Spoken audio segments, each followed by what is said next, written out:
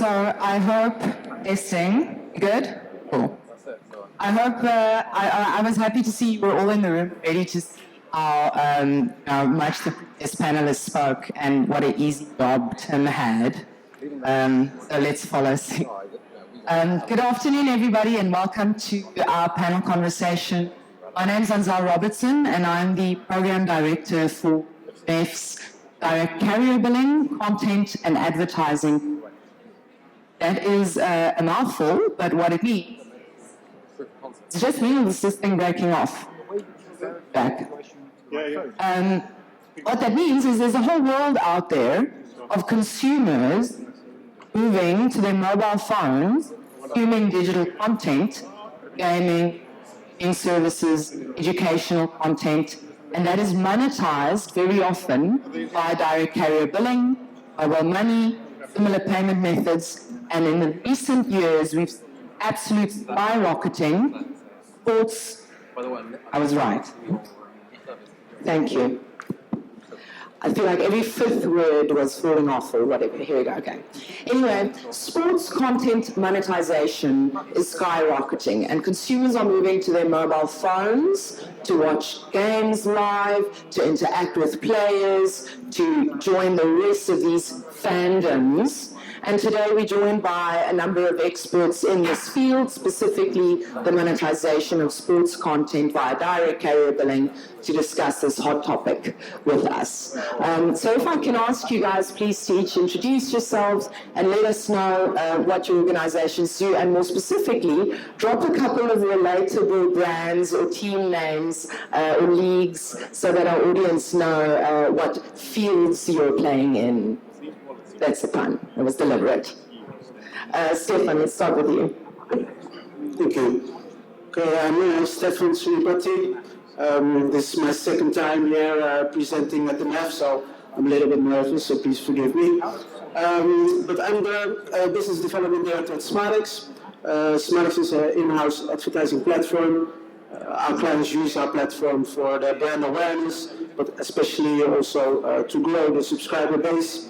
Our clients like our platform because of the transparency, also the clearness of the traffic, and of course the quality of the traffic. When we look at regions and geos, Europe is by far our most popular geo, especially in countries like Spain, Netherlands, France, Germany, Austria. Next to that, Africa is very popular for us, MENA, LATAM, of course. We see a growing interest in Southeast Asia as well. Next to that, we work very closely with the whole ecosystem. So we work and we collaborate together with telcos, aggregators, content providers, merchants, and of course the cybersecurity companies. Next to that, I'm based in the Netherlands and our HQ is in Barcelona. Thank you. Gaby. Hi. Hi, I'm Gaby, owner of CFM, which is short for Content for Mobile. In the industry about 25 years, I would say, and second time that I'm here in this panel. If you look at brands we're representing, then it's Disney, Marvel, NBA. That's for the sports content, PFL Bellator, which is MMA, where we're doing live events all over the world. And apart from that, some esports brands we have, and looking forward to this session. Thanks, Gaby. Mohamed. Hello, my name is Mohamed. I work for Telecoming. Telecoming is a Spanish-based company, so the headquarters is in Madrid. We're specialized in monetization of content.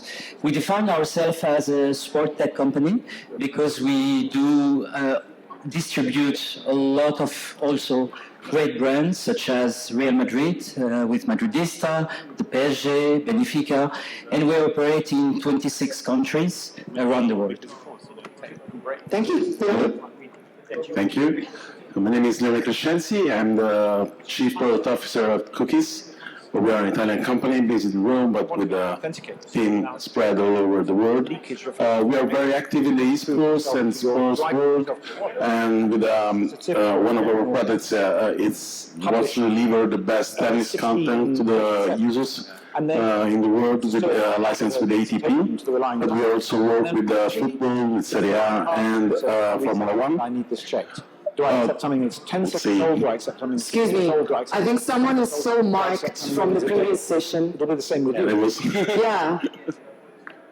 Can the AV guys just yell, because we're hearing someone else speak. Thanks. Sorry, guys. Sorry, Leone. No, but it was done. Okay, cool. Right, so let me tell you what to expect in terms of the structure of our conversation, right? So first, our panelists are going to paint us the picture of what the sort of variables in this ecosystem are, who the players are that's involved in establishing, if you were to establish, a business of monetizing sports content digitally. And the second part of our conversation, we're going to look at, it's one thing, and the previous panel alluded to this as well, it's one thing to establish a business, the other thing is who's paying for it, and is it profitable? And that's going to be part two of our conversation. So starting with who's involved and why, let's look at the actual consumer appetite for sports content. Sports content apps are set to be worth, I think it was $8 billion by 2030. Gaby, can you tell us what consumer behavior is driving this growth and is sending people that want to consume sport content specifically to their mobile phones to do so? Thanks, Anzelle. Good question. In order to answer that, I think I'm going back to the traditional model. And your traditional model would be how I grew up, 5 o'clock or 7 o'clock.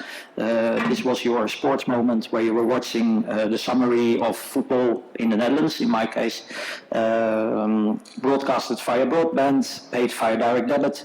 And that was the traditional model. If you look nowadays, I would say it's more Netflix style, where you say whatever, whenever you want to consume. And I think this is the big difference. I think the drivers are younger people, for example, where I can see they're having multiple screens or 2 screens at the same time to watch a game of their interest. And another one would be emerging markets, where you simply see growth is tremendous. For example, and this is just an example, NBA we represent, but other brands as well. About 10 years ago, you wouldn't dream of following your own team via an app to watch. You were depending on TV, and at maybe 7 o'clock there were a few basketball games. Nowadays you can, if you're a Lakers fan, you can follow your Lakers team with some highlights, pre-matches, and then the live match itself at the time where you want to, I would say. And I suppose you mentioned emerging markets. I suppose these are markets where the mobile is the only device in the house often as well. So it almost goes without saying that it's going to be on mobile. Yep. Okay, cool. So we've established that there's this need for content and why consumers are moving to the mobile device for this. You referred to Telecoming, Mohamed, as a sport tech company. So let's dig into the tech bit of it for a moment.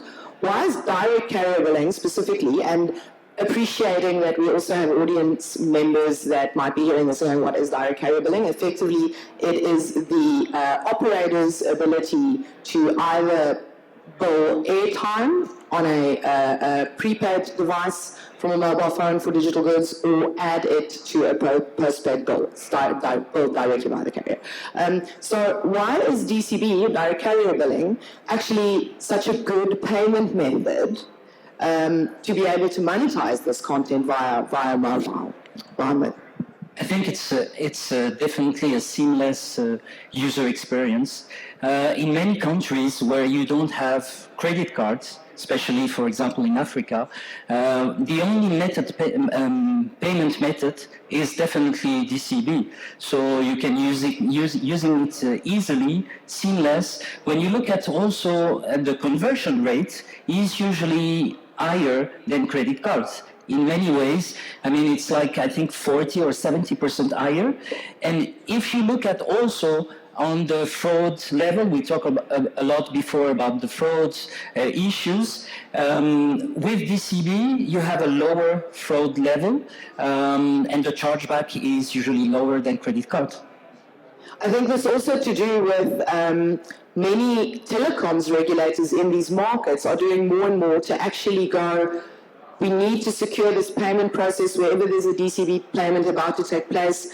We're seeing codes of conduct actually require having anti-fraud software or solution or script sitting on that payment flow. So absolutely.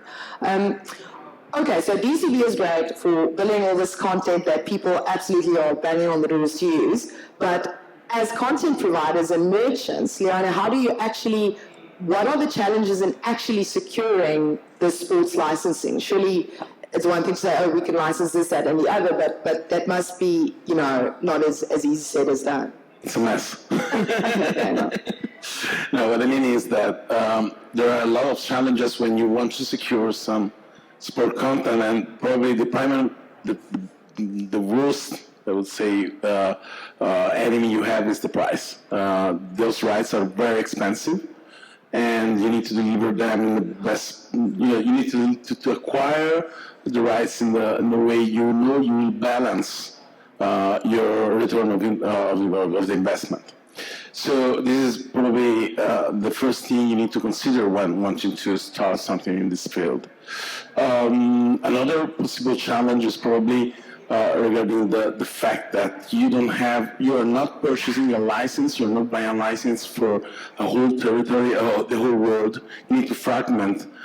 Somebody came before you and purchased the rights from another media in a different territory. So it's always, you need to find a way, to talk with the right person and trying to purchase what you need at the best possible price for the market you would like to, and in the time frame, trying to have the rights for the time frame you will return of the investment you've done.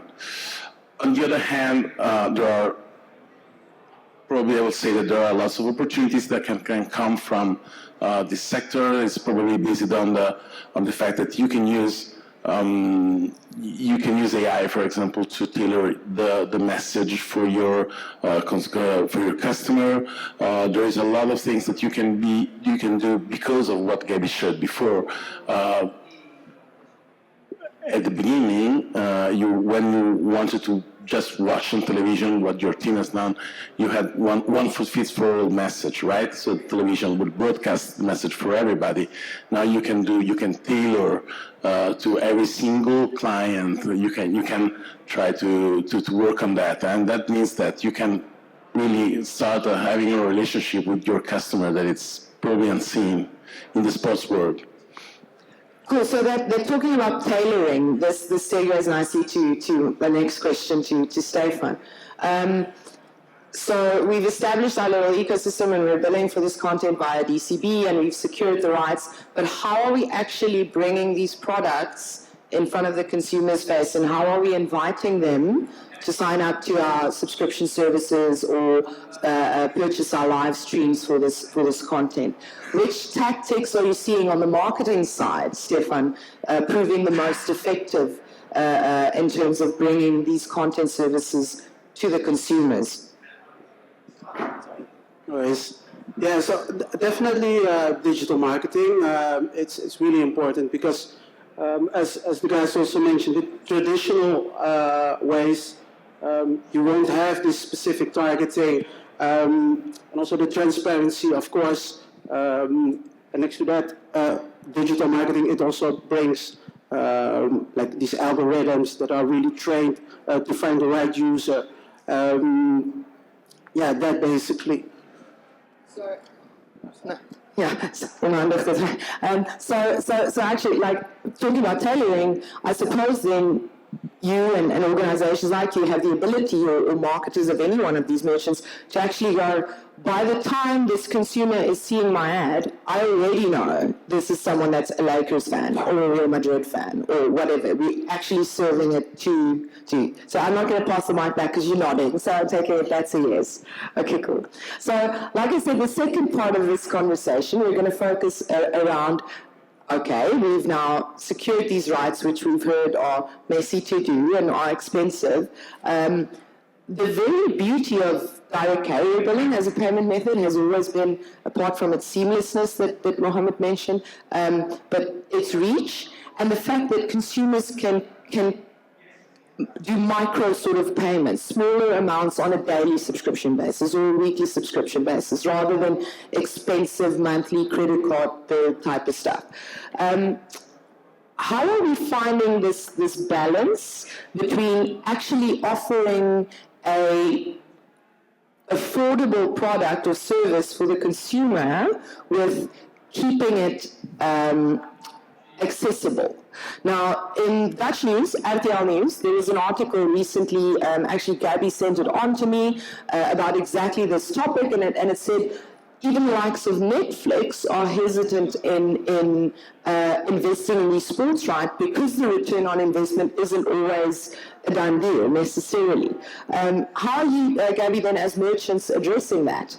And which things are you looking at to try and assist in finding that balance between accessibility on the one side and return on investment profitability on the other? Thanks, Anzelle.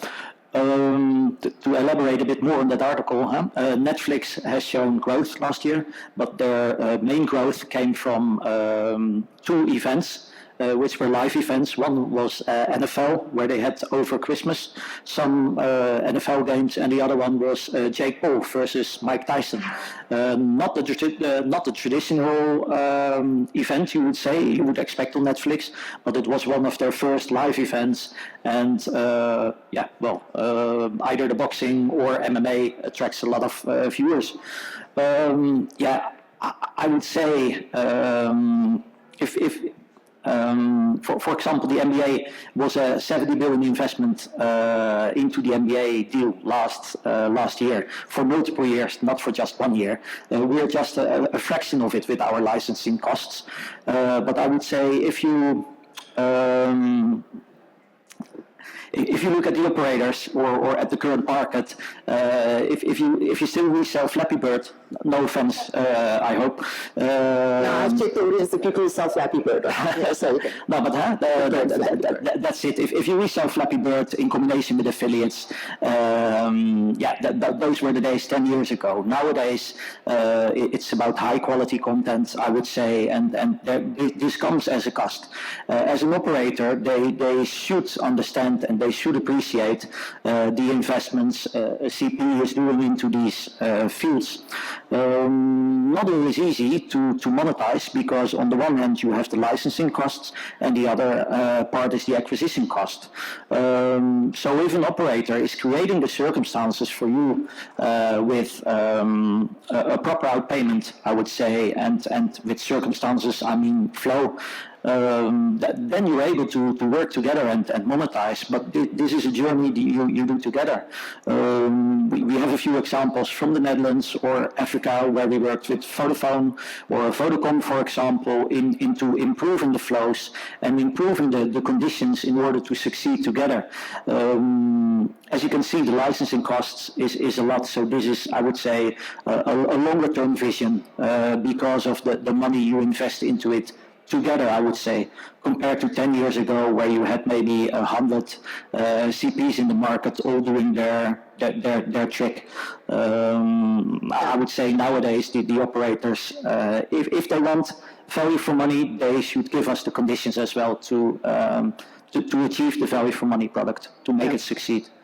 So you refer to investing then, and investing in these licensing and the content itself is not the only thing that, as digital content merchants, you're investing in, because you're also investing in the advertising and the marketing of those services, and you're out of pocket there immediately because, you know, you only get your revenue shares much later down the line.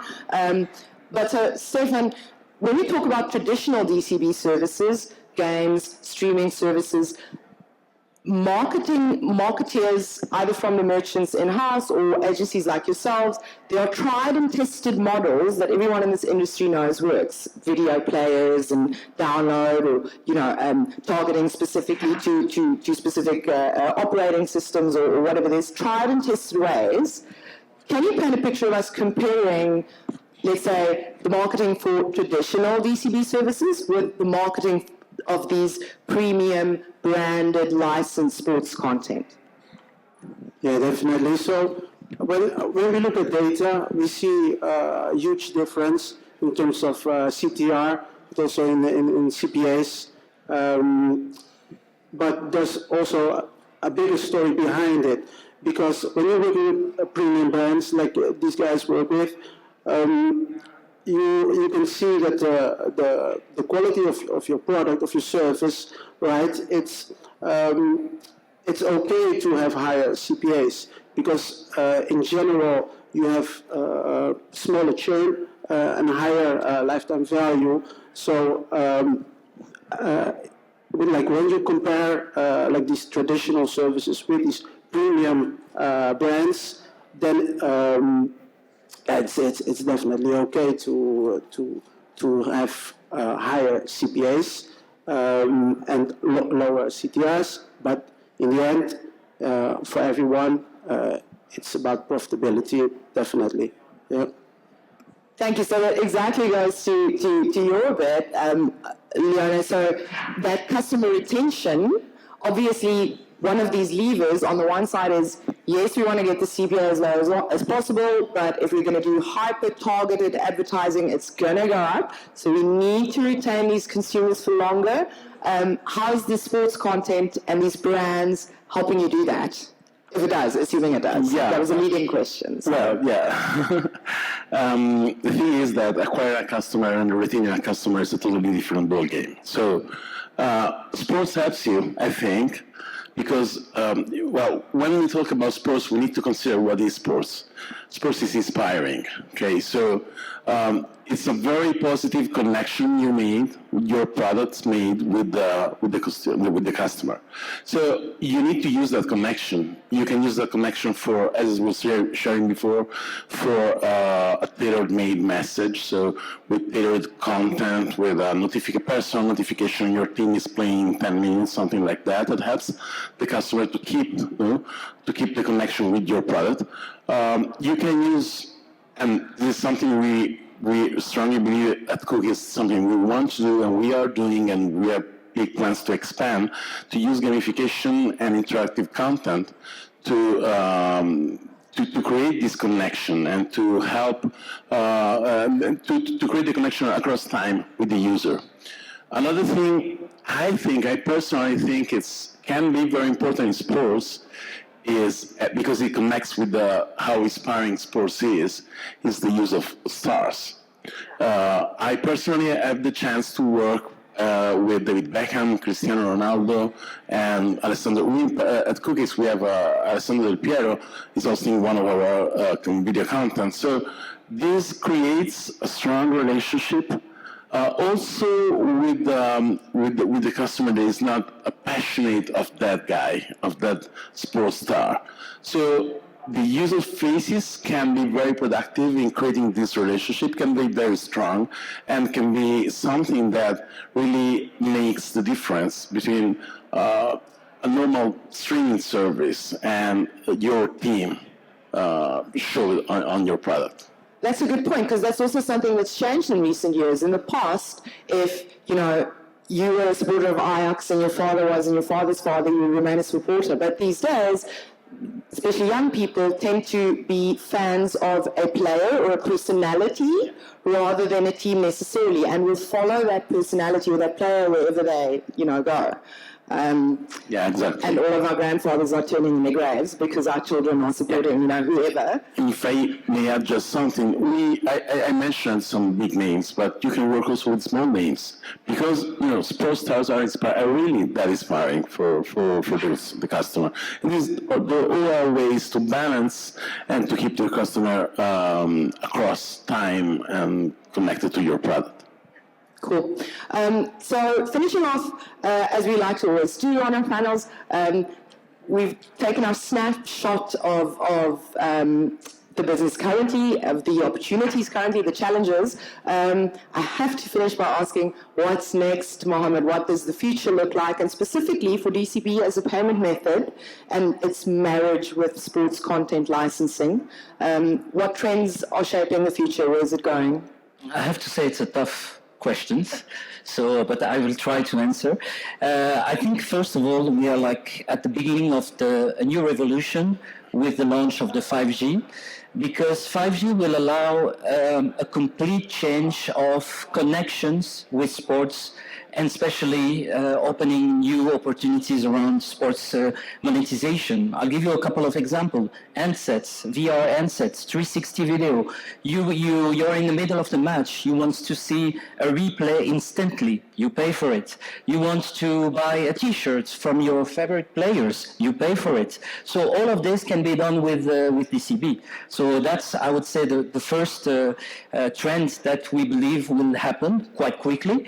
If I look at also everything related to EI, because as you were saying it, tailored offers with EI will able to, or we allow users and obviously operators to really create dedicated bundle tailored for you, for your specific needs, specific sports, and then you will be able to pay, and most probably to pay even more. Micropayments, we talked a lot about subscription fatigue. We believe that this subscription fatigue will not happen with the micropayments. You will still want to pay for content when you are again in live or in immersion. And last but not least, or I would say, it used to be a big trend, the NFT, but I think the NFT will continue and will come back and grow. So that's how I see it. And I forgot to mention, of course, the wearables, but yeah. That's how we see also it. shirts. It Exactly. says shirts, also wearables. Yes. Okay, cool. So we've got 2 minutes. Before I ask whether we have audience questions, do any other of you guys feel, Leone, Stefan, Gaby, strongly about anything to keep an eye on in the future? Anything you wanted to add to what Mohamed said? Yeah, I read an article about the popularity for sports, but more related to females, the female sports.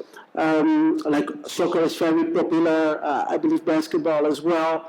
Do you guys also see that? And how do you guys, or if you guys, anticipate on that? I can answer at least for the content that we distribute. I mean, we see exactly what you are saying. A lot of appetite, especially, for example, in Real Madrid. And in some cases, the consumption, it's almost the same or even better than for the male, I would say, matches. So yes, you're right. It's something that it's something that is growing for sure. Same for MMA. Cool. Well, thank you. Do we have any questions? There you go. Susan has a mic.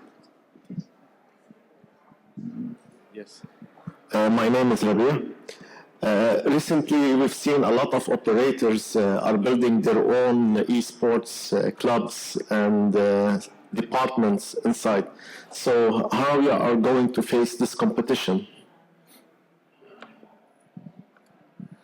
So our operators out competing you guys because they're But doing. you mentioned esports or sports?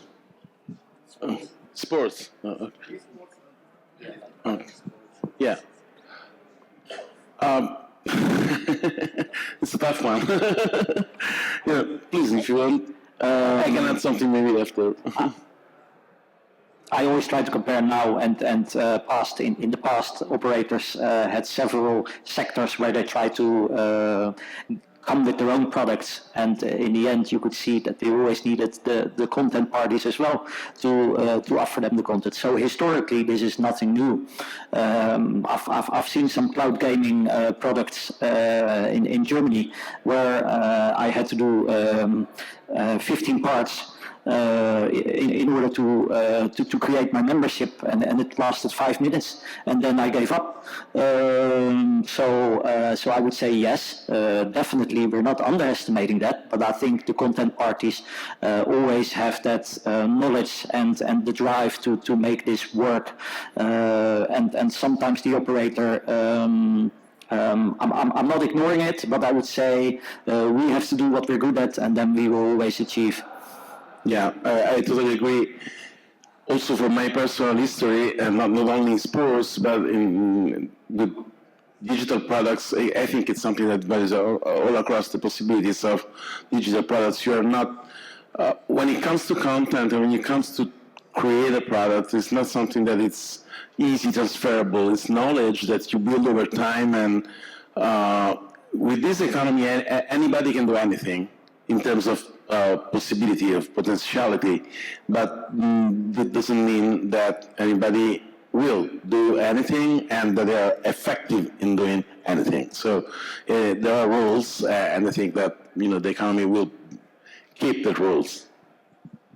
Cool. Thank you. Thank you, everyone. Thank you for joining us. And do feel free to get in touch. I'll be around for the next couple of days if you want to learn more about what we're all doing in the direct carrier billing and content monetization part of the world. Thank you.